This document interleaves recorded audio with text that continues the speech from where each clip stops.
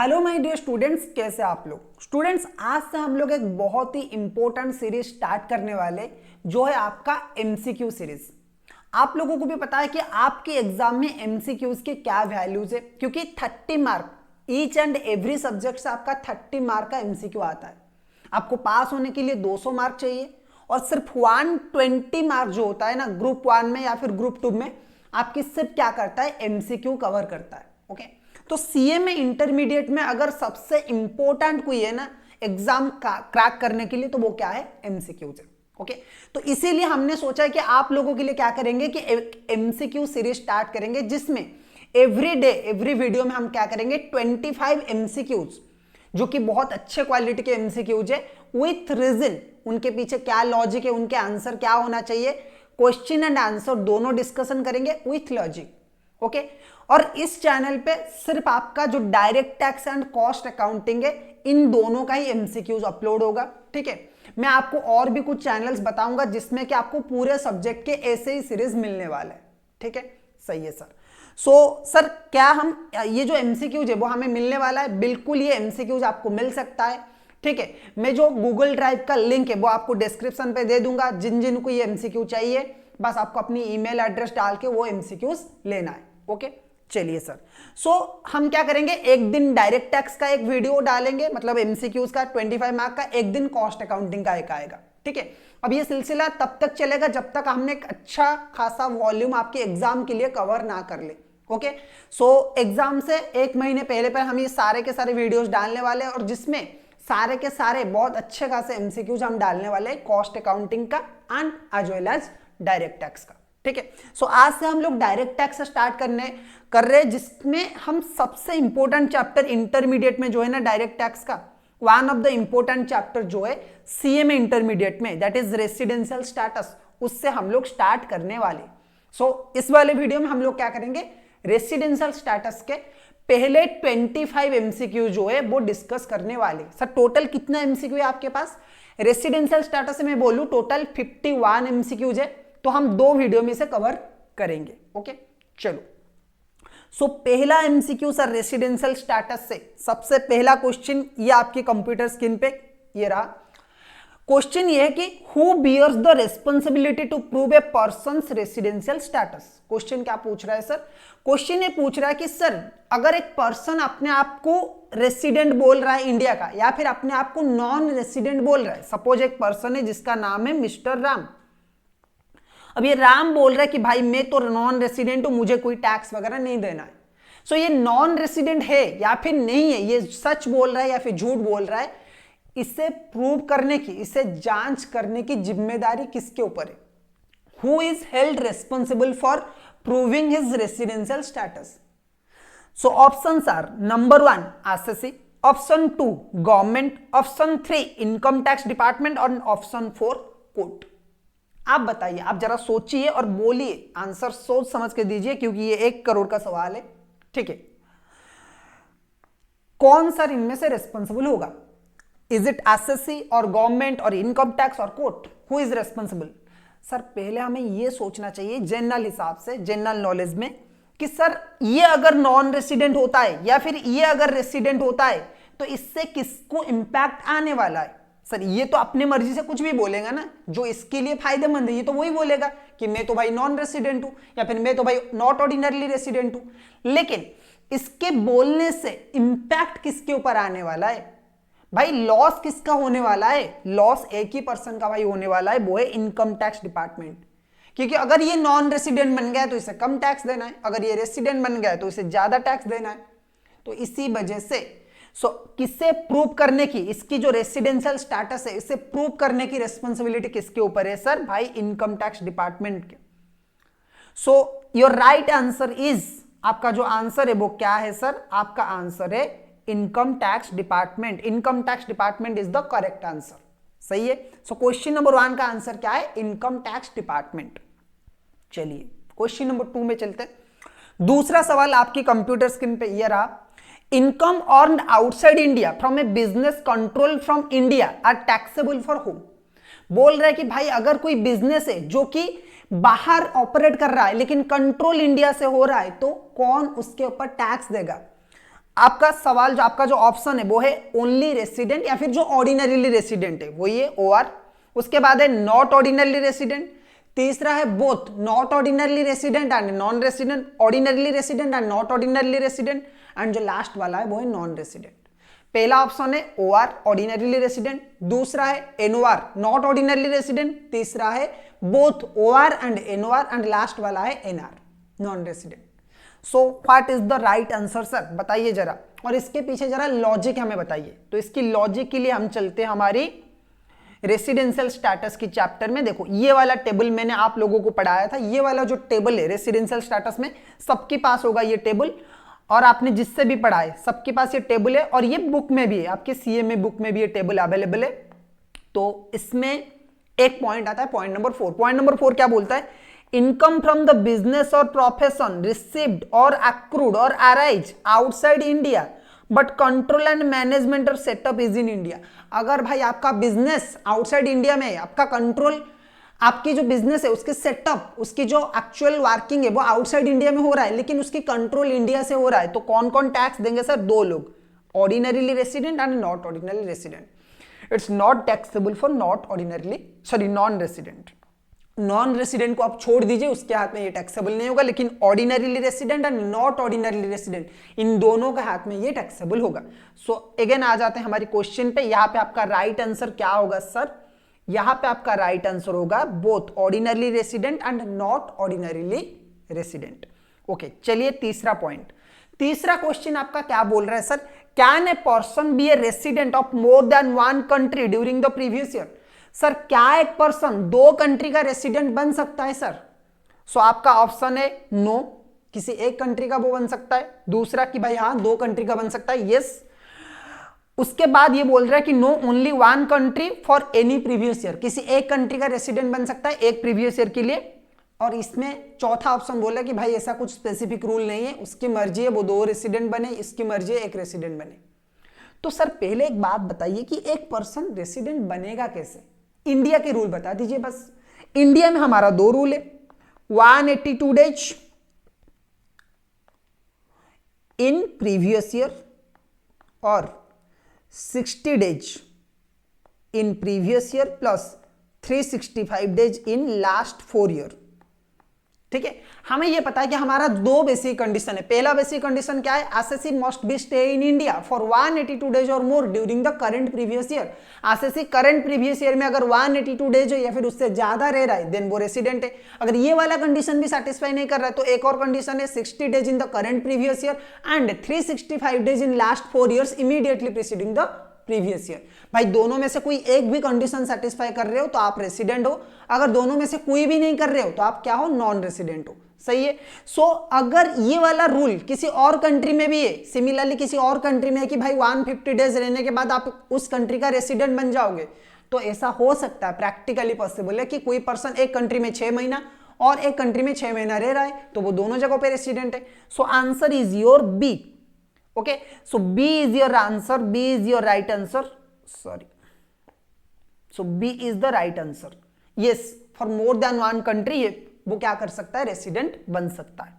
Okay, अब चलते हैं चौथा वाला पॉइंट। चौथा क्वेश्चन क्या बोल रहा है, for which category of individuals is income earn outside India and received outside India is taxable. भाई बोल रहा है कि ऐसे कौन से वो पर्सन है, कौन सी कैटेगरी के पर्सन है जहां पे जिन लोगों के लिए इनकम इंडिया में अगर बाहर आपने रिसीव भी किया है एंड बाहर आपने अर्न भी किया है, दोनों केस में वो टैक्सेबल है। तो भाई देखो एक ही पर्सन है जिसके लिए दुनिया में सारा का सारा इनकम टैक्सेबल है। पहले देख लेते कि ऑप्शन क्या है। नंबर 1 आपको बोल रहा है कि भाई रेसिडेंट एंड ऑर्डिनरीली रेसिडेंट। दूसरा आपको पूछ रहा है नॉट ऑर्डिनरली रेसिडेंट, NOR हो सकता है। तीसरा पूछ रहा है कि भाई बोथ ऑर्डिनरली रेसिडेंट भी हो सकता है, नॉट ऑर्डिनरली रेसिडेंट भी हो सकता है। एंड डी वाला पॉइंट पूछ रहा है कि भाई इनमें से कोई भी नहीं है, किसी के हाथ में भी टैक्सेबल नहीं होगा। तो मैंने बोला कि सिर्फ एक ही कैटेगरी के पर्सन है जिनके लिए सारा का सारा दुनिया के कहीं पे भी इनकम करिए, आपकी सारा का सारा इनकम आपको इंडिया में टैक्स देना है, आप जहां पे भी इनकम करते हो, और वो टाइप के पर्सन है आपकी resident and ordinarily resident. So number 4 का जो आंसर है वो है ए, रेसिडेंट एंड ऑर्डिनरीली रेसिडेंट। सही है। उसके बाद चलते सर नंबर 5। नंबर 5 क्वेश्चन क्या है, for how long is the residential status of a person is determined. Sir हम रेसिडेंशियल स्टेटस एक पर्सन का कब तक निकालते जाएंगे, तो इसका ऑप्शन नंबर 1 है क्या है, for each previous year. Option number B है for a set of previous years. Option number C है जब तक वो इंडिया में रिसाइड कर रहा है तब तक हम निकालेंगे। ऑप्शन 4 है D, non of the above. तो हम लोगों ने रेसिडेंशियल स्टेटस की पहले इंट्रोडक्शन में ही पढ़ा था, रेसिडेंशियल स्टेटस के इंट्रोडक्शन में ही साथ पढ़ा था हम लोगों ने कि रेसिडेंशियल स्टेटस जो होता है फॉर एवरी प्रीवियस ईयर आपको निकालना पड़ता है। Residential status of a person, residential status of a person, residential status of a particular person is determined for each and every previous year and may be changes from year two year. भाई हर previous year के लिए आपको निकालना पड़ेगा और ये साल बार साल चेंज होता रहता है। इस साल शायद वो रेसिडेंट हो लेकिन अगले साल वो नॉन रेसिडेंट हो, तो उसकी रेसिडेंशियल स्टेटस चेंज होता रहता है।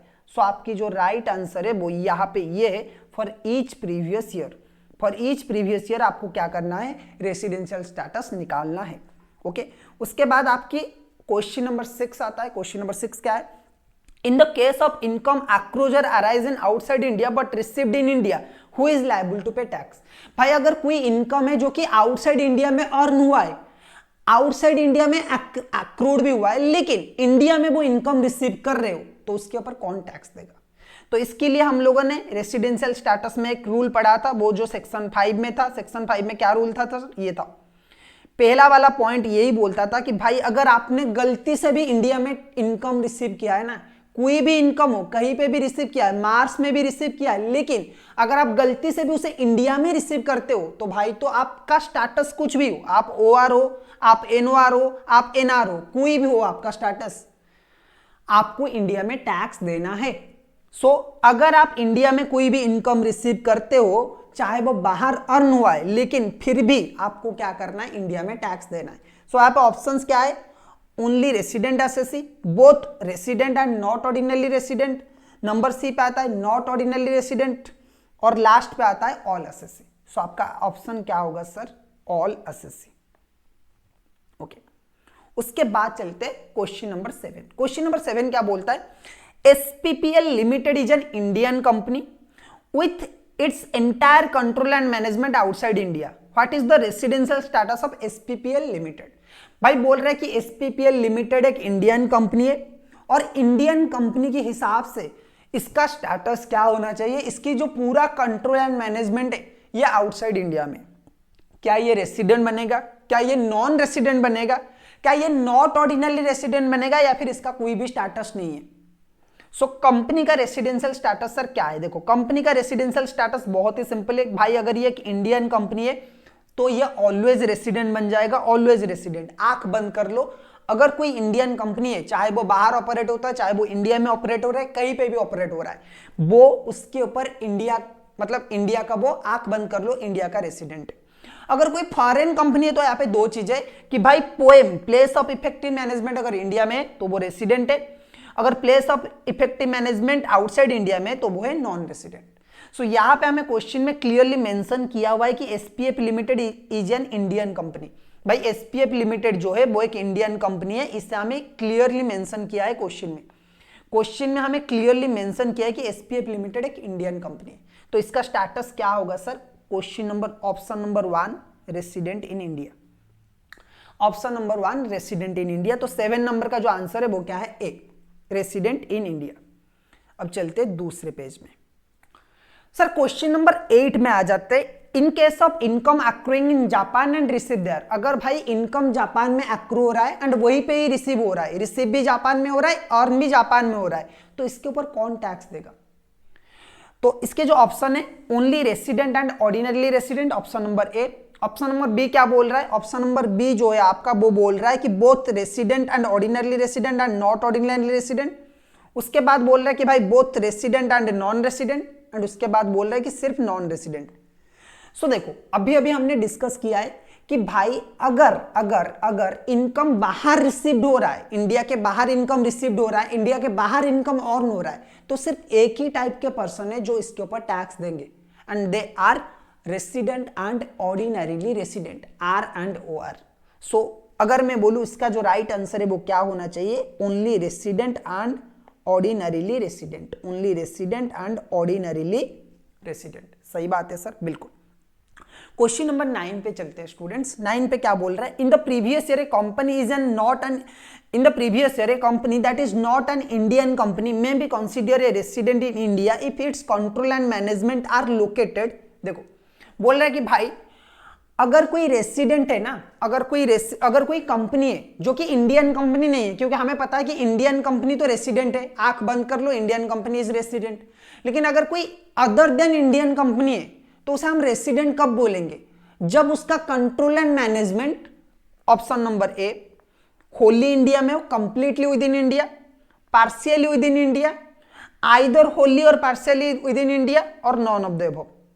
या तो उसका क्या, अब हम एक कंपनी है जो कि अदर देन इंडियन कंपनी है तो उसे हम रेसिडेंट कब बोलेंगे, जिसकी कंट्रोल एंड मैनेजमेंट पूरा का पूरा इंडिया में, कंप्लीटली विद इन इंडिया और पार्शियली विद इन इंडिया। या फिर ऐसा भी हो सकता है कि या तो वो इंडिया में फुल्ली कंट्रोल कर रहा है, fully control and management India में, या फिर पार्शियली है, या फिर नॉन ऑफ द अबव। तो आंसर यहाँ पे अभी अभी हमने डिस्कस किया था कि पूरा जो कंट्रोल एंड मैनेजमेंट है, पोएम जो है वो इंडिया में होना चाहिए। तो option number A is the right answer. Okay, 10 number चलते हैं। 10 नंबर क्या बोल रहा है, Nishant arrive in India for the first time on 20th February 2025, determine his residential status. Nishant एक पर्सन है जो पहली बार इंडिया अराइव कर रहा है, इंडिया में पहली बार आ रहा है। उसका रेसिडेंशियल स्टेटस आप निकालिए, वो फरवरी में आया है। भाई देखो, रेसिडेंशियल स्टेटस निकालने के लिए दो ही रूल है। एक है SSC must be stay in India for 182 days और मोर। ओके, दूसरा है आपका 60 days plus 365 days. Current year में 60 plus days and last 4 year में 365 डेज है। ठीक है, दोनों में से कोई एक कंडीशन सेटिस्फाई करना चाहिए, दोनों में से कोई एक भी कर रहा है तो वो इंडिया का रेसिडेंट बन जाएगा। यहां पे पहली बार निशांत क्या कर रहा है, इंडिया आ रहा है। यानी कि फरवरी के महीने में कितने दिन होते हैं सर, फरवरी के महीने में होते हैं टोटल 28 डेज। वो आ रहा है कब इंडिया में, 21 में आ रहा है। हमें कुछ भी डेट मेंशन नहीं किया है तो 21 को भी हम काउंट करेंगे, तो इसमें भी आ रहा है 8 डेज। फरवरी में उसने 8 डेज स्टे किया है और मार्च के महीने में उसने 31 डेज स्टे किया है। तो फिर भी इसका कितना डेज हो रहा है सर, 39 डेज हो रहा है। और मिनिमम रिक्वायरमेंट कितना चाहिए, 60 डेज का। अगर आप 60 डेज रहते हो ना, तब भी हम चेक करेंगे कि आप पिछले 4 साल में 365 डेज रह रहे हो या फिर नहीं रह रहे हो। तो यहां पे इसका स्टेटस क्या होगा सर, नॉन रेसिडेंट इसका स्टेटस हो जाएगा। सही है, इसका स्टेटस क्या होगा, निशांत का नॉन रेसिडेंट हो जाएगा। ओके सर, चलिए ये बोल रहा है Harmonian American citizen depart from India for the first time in last 20 years on 26th October 2022.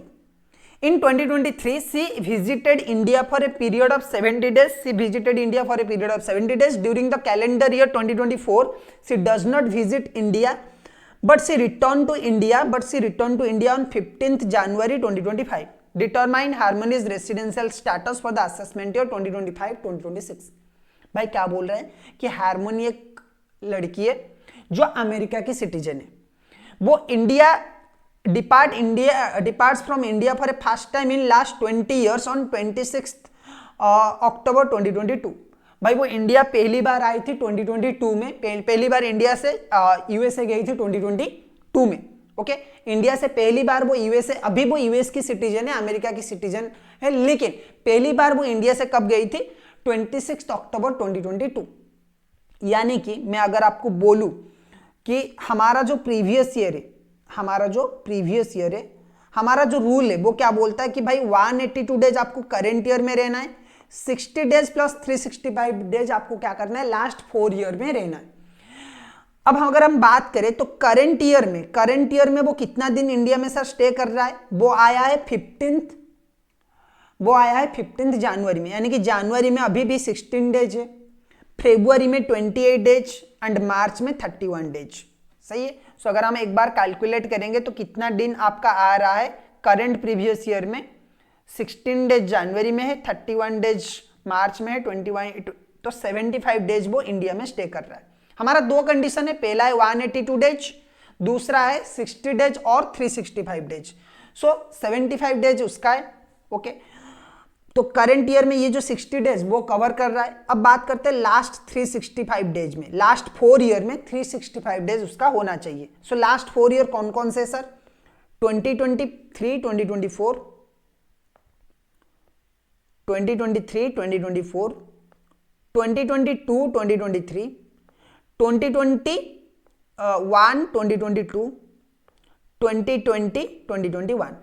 देखो ओके। अब वो इंडिया में कब गया है? तो ये वाला इससे पहले वो इंडिया में था तो 365 डेज तो यहां पे था वो सर। ओके, इससे पहले वो इंडिया छोड़ के कब गया सर? इंडिया छोड़ के गया वो 26 अक्टूबर 2022 में। सो अगर मैं कैलकुलेशन करूं तो यहां से अप्रैल के महीने में वो 30 दिन रहा होगा। 2022 2023 की बात कर रहा हूं। ओके, 2021 2020 में 2020 2021 में तो वो पूरा 365 डेज ही था वो, क्योंकि पहली बार इंडिया छोड़ के जा रहा था तो उससे पहले वो इंडिया में ही था 365 डेज। ओके, 2022 2023 में वो कितना दिन इंडिया में स्टे किया है देख लेते एक बार।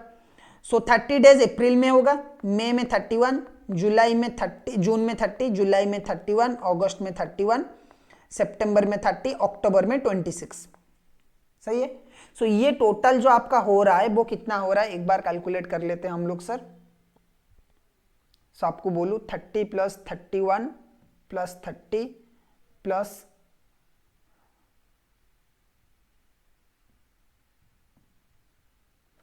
209 डेज हो रहा है। ठीक है, उसके बाद वो 23 में आया है, 23 में उसने टोटल 7 डेज रखा है। ठीक है, सो इसका मतलब 24 में वो एक भी दिन नहीं आया, लेकिन मैं बोलूं कि भाई वो 365 डेज का जो क्राइटेरिया है वो फुलफिल कर रहा है। इसका मतलब वो क्या हो जाएगा sir? Resident and ordinary, not ordinarily resident वो हो जाएगा। वो हो जाएगा आपका resident and not ordinarily resident. ठीक है, सो इसका जो आंसर होगा वो बी होगा। ठीक है, चलो अब चलते हैं क्वेश्चन नंबर 13। क्वेश्चन नंबर 13 क्या है सर? क्वेश्चन नंबर 13 बोलिए, क्वेश्चन नंबर 13 क्या है? एक मिनट, इसे मैं इरेज कर रहा हूं। सो क्वेश्चन नंबर 12 का जो आंसर है वो है resident and not ordinarily resident. Question number 13 की बात करते हैं। An individual is consider as a resident and ordinarily resident if. कब हम बोलेंगे कि एक पर्सन रेसिडेंट है एंड ऑर्डिनरीली रेसिडेंट है? Number 1, he is a resident in any 2 out of the last 10 year preceding the relevant previous year। Option A आपका क्या बोल रहा है? ऑप्शन ए बोल रहा है कि भाई लास्ट 10 साल में वो किसी भी 2 साल में रेसिडेंट होना चाहिए। दूसरा क्या बोल रहा है? His total stay in India in last 7 year preceding the relevant previous year is 730 days और मोर। और एक बोल रहा है कि भाई पिछले हमारे प्रीवियस ईयर को छोड़ के पिछले लास्ट के 7 प्रीवियस ईयर में वो इंडिया में 730 डेज रहना चाहिए। सी आपका है बोथ ए एंड बी, और डी है जो वो है आइदर ए और आइदर बी। सो आपको पता है कि अगर ऑर्डिनरीली रेसिडेंट कोई भी पर्सन को बनना है तो पहले तो वो रेसिडेंट होना चाहिए, और दूसरा है कि उसे जो एडिशनल कंडीशंस जो है ना, एडिशनल कंडीशंस कौन से सेक्शन में सर? सेक्शन 6 सबसेक्शन 6 में। सेक्शन 6 सबसेक्शन 6 में जो एडिशनल कंडीशन 2 है उसे सेटिस्फाई करना चाहिए, और दोनों सेटिस्फाई करना चाहिए। ठीक है, सो पहला एडिशनल कंडीशन क्या है? assassin must be resident in any 2 years out of 10 years immediately preceding the relevant previous year। हमारी जो करंट प्रीवियस ईयर है उसे छोड़ के लास्ट 10 साल में किसी भी 2 साल में वो इंडिया का रेसिडेंट होना चाहिए। एंड जो लास्ट दूसरा वाला कंडीशन है, and assassin must be stay in India for 730 days in last 7 years preceding the previous year। पिछले 7 साल में 730 डेज वो इंडिया में स्टे करना चाहिए। तो इसीलिए हमारा जो राइट आंसर है वो दोनों है, यानी कि बोथ ए एंड बी, दोनों कंडीशन सेटिस्फाई करना चाहिए। ठीक है, सही है सर। ओके, उसके बाद आता है क्वेश्चन नंबर 14। क्वेश्चन नंबर 14 क्या बोलता है? How is the residential status of A Hindu undivided family is determined. Sir Hindu undivided family का रेसिडेंशियल स्टेटस हम कैसे निकालेंगे? सिंपल सा बात है सर, अगर एचयूएफ का कंट्रोल एंड मैनेजमेंट होली और पार्शियली इंडिया में है तो वो रेसिडेंट है, अगर होली आउटसाइड इंडिया में है तो वो नॉन रेसिडेंट है। सो जो बी ऑप्शन है ना आपका, बी ऑप्शन वो है right answer. Control and management of the affairs of the HUF, HUF का कंट्रोल एंड मैनेजमेंट जैसा होगा उसका रेसिडेंशियल स्टेटस उसी तरह का होगा। सो ऑप्शंस देखने की जरूरत भी नहीं है ऐसे क्वेश्चन में। ओके, उसके बाद आता है क्वेश्चन नंबर 15। देखो ये वाला क्वेश्चन थोड़ा सा इंपॉर्टेंट है। The place of effective management of a company for determining residential status shall not apply to a company having. Sir जो हम बोलते हैं ना कि किसी फॉरेन कंपनी का अगर place of effective management India में है तो वो रेसिडेंट है, अगर वो place of effective management India में नहीं है तो वो फॉरेन कंपनी इंडिया का नॉन रेसिडेंट है, यानी कि वो रेसिडेंट नहीं है। सो ये जो फॉरेन कंपनी का रेसिडेंशियल स्टेटस यानी कि जो पोएम हम निकालेंगे प्लेस ऑफ इफेक्टिव मैनेजमेंट, वो कौन सी कंपनी के लिए एप्लीकेबल होता है और कौन सी कंपनी के लिए एप्लीकेबल नहीं होता है, वो कौन सी कंपनी के लिए एप्लीकेबल नहीं होता है। देखो ऑप्शन नंबर ए बोल रहा है टर्नओवर और ग्रॉस रिसिप्ट इज 50 करोड़ और less in a financial year. अगर आपका टर्नओवर 50 करोड़ या फिर 50 करोड़ से कम है तो आपके ऊपर एप्लीकेबल नहीं होगा। अगर किसी कंपनी का टर्नओवर 50 लाख या फिर इससे कम है तो उसके लिए एप्लीकेबल नहीं होगा।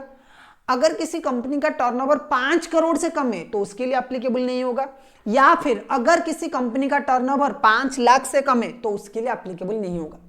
सो ये वाला क्वेश्चन थोड़ा सा इंपॉर्टेंट आपके एग्जाम में आ सकता है। सो इसका जो राइट आंसर है स्टूडेंट्स वो है 50 लाख, वो है 50 करोड़, वो है 50 करोड़, यानी कि option A. Option A is your right answer, यानी कि 50 करोड़ से अगर आपका टर्नओवर कम है तो आपके लिए जो पोएम वाला प्रोविजन है वो एप्लीकेबल नहीं होगा। सही है सर, बिल्कुल। चलते क्वेश्चन नंबर 16 की बात करते हैं। क्वेश्चन नंबर 16 क्या बोल रहा है, a firm consider a resident of India. Firm को हम सर कब बोलेंगे रेसिडेंट ऑफ इंडिया? कोई पार्टनरशिप फार्म है, कोई एलएलपी है, उसे कब बोलेंगे resident of India?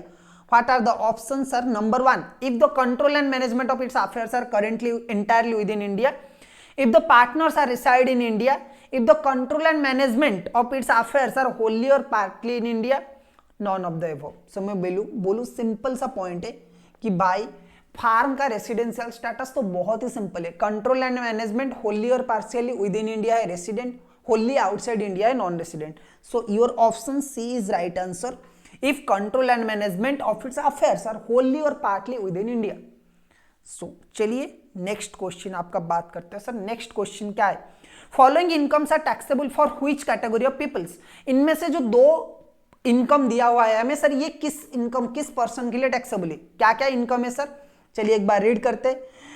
Income received और deemed to be received in India during the current financial year regardless of where it is received. भाई अगर income deemed to be received है और डीम्ड टू बी एक्रूड है तो उस case received और deemed to be received, उसके बाद बोल रहे हैं इनकम एक्रूइंग और अराइज और डीम्ड टू बी एक्रू और अराइज इन इंडिया। सो चलो देखते हैं भाई एक बार बुक में। देखो आपका पहला पॉइंट क्या दे रखा है, इनकम रिसीव्ड और एक्रू और arise in India, income deemed to be received in India, income deemed to be accrue और अराइज इन इंडिया। सो ये जो आपका आंसर ये तीनों लाइन में भाई, अगर इनकम रिसीव्ड हुआ है इंडिया में, income deemed to be received हुआ है इंडिया में, इनकम एक्रूड हुआ है इंडिया में, या फिर income deemed to be accrued हुआ है इंडिया में, सो आपका स्टेटस कुछ भी हो, आपका स्टेटस कुछ भी हो, इंडिया में आपको टैक्स देना है। क्या है? आपका स्टेटस कुछ भी हो, इंडिया में आपको टैक्स देना है, यानी कि आपके स्टेटस मैटर नहीं करता है सर, आपको इंडिया में टैक्स देना है। सो अगर हम एमसीक्यू में आ जाए, देखो options are resident, option 2 non resident, option 3 resident and not ordinary resident, and option 4 all of the above. You know the answer, that is all of the above. भाई सबको टैक्स इंडिया में देना है, कोई भी पर्सन हो आपको tax India में देना है। So option D is your right answer. Question number 18 पे चलते। Income from a business located outside India but control from India is taxable for, अभी अभी हमने बात किया था, शायद क्वेश्चन रिपीट हो चुका है कि भाई अगर बिजनेस आउटसाइड इंडिया में लोकेटेड है लेकिन कंट्रोल इंडिया में हो रहा है तो ये किसके लिए टैक्सेबल होगा सर? ऑप्शन चाहे कुछ भी आपको पता है। ऑप्शन ए आपका है नॉन रेसिडेंट, ऑप्शन 2 है आपका resident and ordinary resident, option 3 है आपका resident and not ordinary resident, option 4 है आपका both B and C. So you know the answer भाई, B and C, ROR and NOR, resident and ordinarily resident and resident and not ordinarily resident. 19 number, Nishant has a property in Sri Lanka for which he received rent in India. तो income taxable in Nishant hand if he is a, देखो निशांत एक ऐसा person है जो कि India, जिसकी एक house property है श्रीलंका में, ठीक है, श्रीलंका में सर हाउस प्रॉपर्टी है, लेकिन इनकम कहां पे रिसीव कर रहा है, रेंट कहां पे रिसीव कर रहा है, इंडिया में।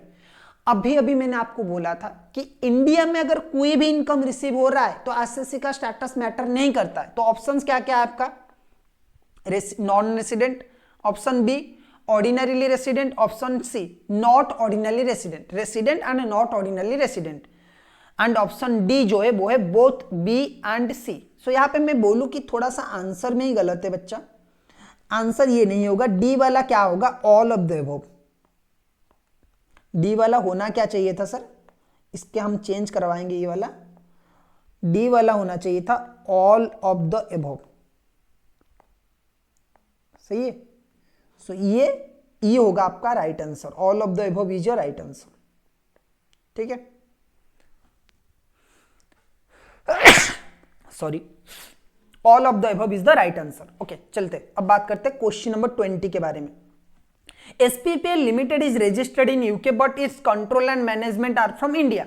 एसएसपी लिमिटेड क्या है, यूके में भाई रजिस्टर्ड है, लेकिन कंट्रोल एंड मैनेजमेंट इंडिया में हो रहा है, ठीक है। S limited is consider, SSP limited is consider as a resident, non resident, not ordinary resident, none of the above. क्या होना चाहिए सर इसका आंसर, एक बार बता दीजिए सर, क्या होना चाहिए इसका आंसर। एसएसपी लिमिटेड रजिस्टर्ड है यूके में but its control and management India में। भाई वही है, पोएम इंडिया में। अगर कंट्रोल एंड मैनेजमेंट इंडिया में, इसका मतलब क्या है कि जो आपका पोएम है, place of effective management, that is in India. अगर इंडिया में है तो आपका जो स्टेटस है वो क्या होना चाहिए सर, रेसिडेंट होना चाहिए। So option A is the right answer, resident. Okay, चलो उसके बाद हम लोग बात करेंगे सर नेक्स्ट क्वेश्चन का। ये बोल रहे हैं fees for technical service render in India but received in Dubai are taxable in case of, देखो अगर आपको fees for technical service India में आपने रेंडर किया है लेकिन रिसीव आप दुबई में कर रहे हो, आपने fees for technical service India में रेंडर किया है लेकिन आप रिसीव कर रहे हो दुबई में, तो ये किसके हाथ में टैक्सेबल होगा। एक बार चलते हैं बुक्स में, ये वाला जो पॉइंट है ये आपका fees for technical service. Fees for technical service sir क्या बोलता है, देखो फीस फॉर टेक्निकल सर्विस में क्या बोल रहा है कि आपने अगर technical service, fees for technical service payable by, अगर फीस फॉर टेक्निकल सर्विस आपको गवर्नमेंट ऑफ इंडिया पे करता है किसी भी पर्सन को, सपोज मिस्टर राम है, मिस्टर राम एक पर्सन है और मिस्टर राम को कोई टेक्निकल सर्विस पे कर रहा है, ठीक है, टेक्निकल सर्विस के लिए कोई पैसा दे रहा है, तो अगर वो गवर्नमेंट है तो भाई वो इंडिया का इनकम है, ठीक है, कुछ भी कंडीशन हो जाए वो इंडिया का इनकम है। अगर वो कोई रेसिडेंट पर्सन है, सपोज मिस्टर प्रसन्न बोल के एक पर्सन है जो कि टेक्निकल सर्विस किसे दे रहे, मिस्टर राम को पे कर रहे टेक्निकल सर्विस के लिए, जो कि मिस्टर प्रसन्न कौन है, रेसिडेंट है। तो अगर such service are not utilise for the purpose of business और profession carried on by such person outside India और earning any income from any source outside India. भाई देखो क्या बोल रहा है कि अगर किसी पर्सन को, मिस्टर राम कोई भी हो, उस वो चाहे OR हो, चाहे वो NOR हो, चाहे वो NR हो, उसका स्टेटस कुछ भी हो, अगर उसे गवर्नमेंट ऑफ इंडिया क्या कर रहा है, टेक्निकल सर्विस पे कर रहा है, तो उसका जो इनकम है वो इंडिया में टैक्सेबल है।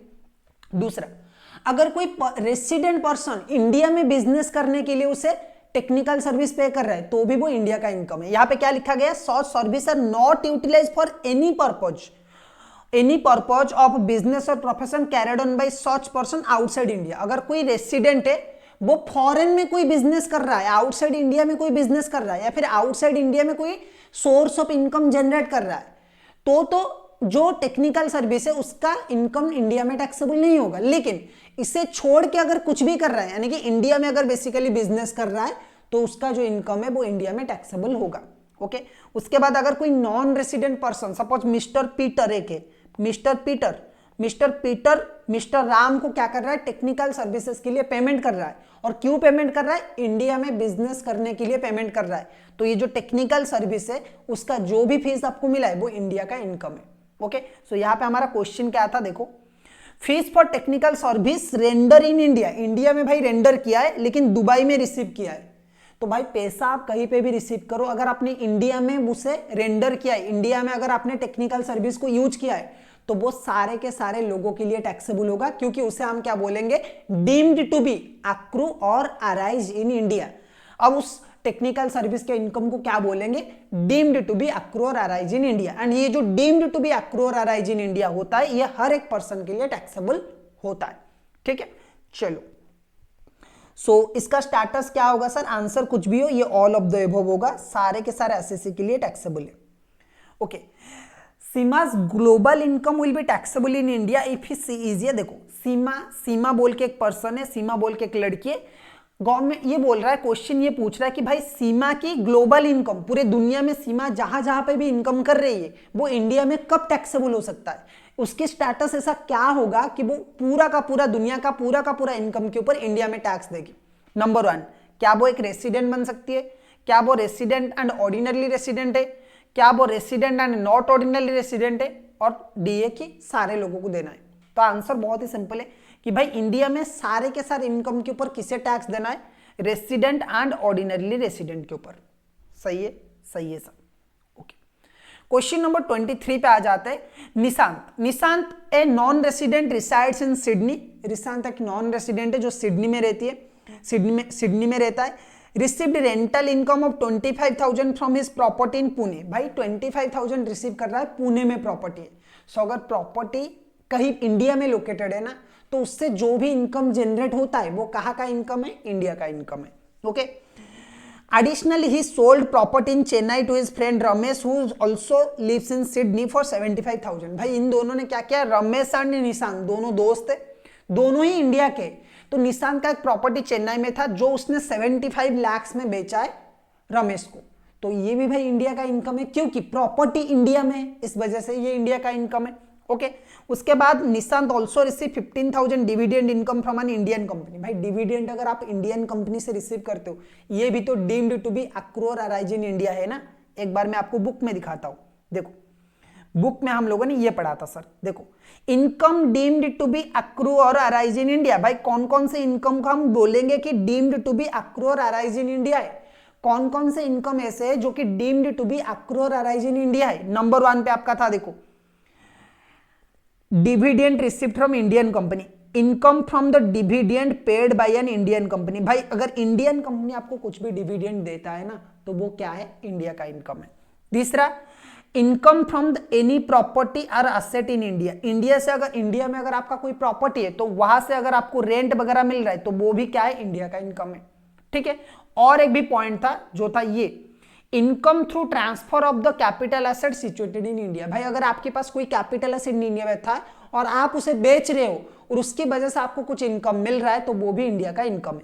तो मैं बोलूं कि भाई ये जो तीनों के तीनों इनकम है, ये इंडिया का इनकम है, और ये तीनों के तीनों इनकम इंडिया में टैक्स लगना चाहिए। तो क्वेश्चन ऑप्शन क्या दे रखा है, चलिए देखते हैं।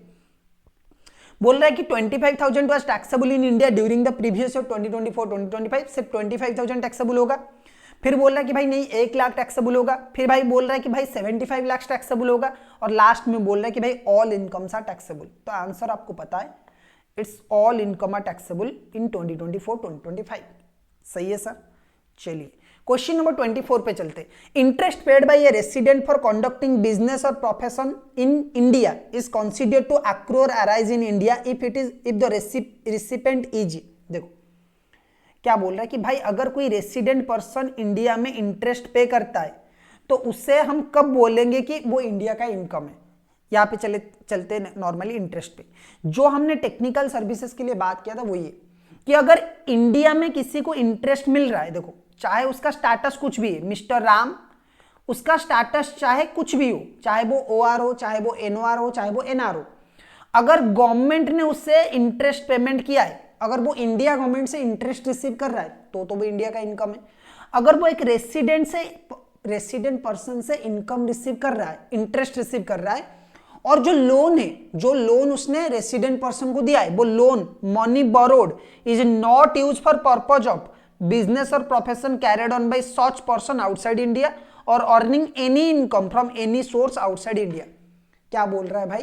भाई बोल रहा है कि अगर वो रेसिडेंट पर्सन ने वो पैसा लेके, वो जो मनी बोरो किया था ना, बाहर कहीं पे नहीं लगाया है, यानी कि इंडिया पे अगर उसने लगाया है, इंडिया पे अगर उसने इंडिया की बिजनेस में अगर उसने इन्वेस्टमेंट किया है, तो जो भी इंटरेस्ट वो रेसिडेंट पर्सन पे कर रहा है वो deemed to be accrue or arise treat किया जाएगा।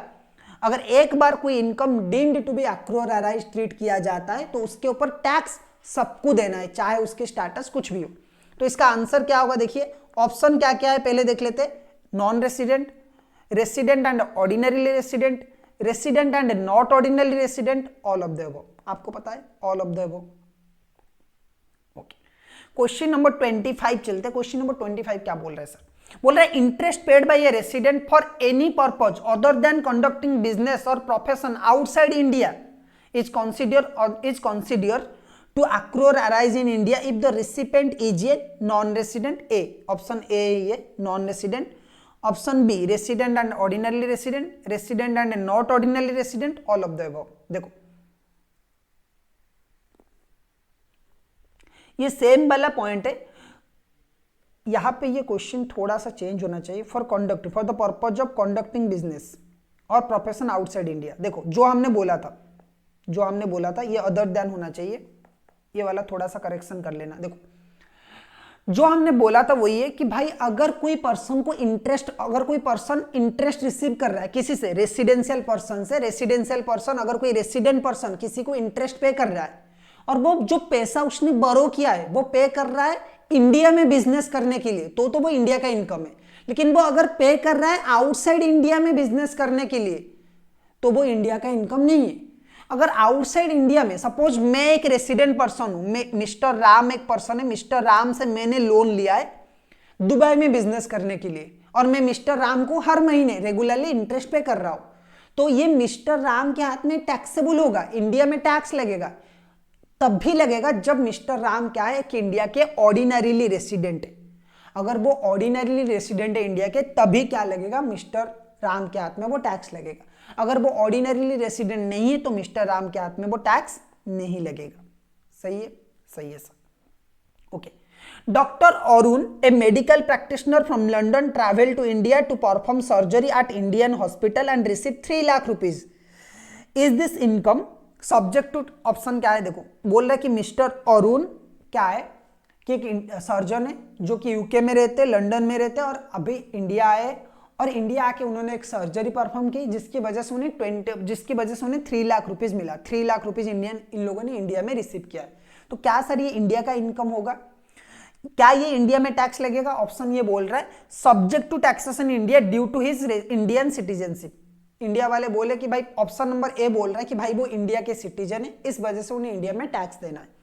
ऑप्शन बी आपका क्या बोल रहा है? Subject to taxation in London as is registered doctor there.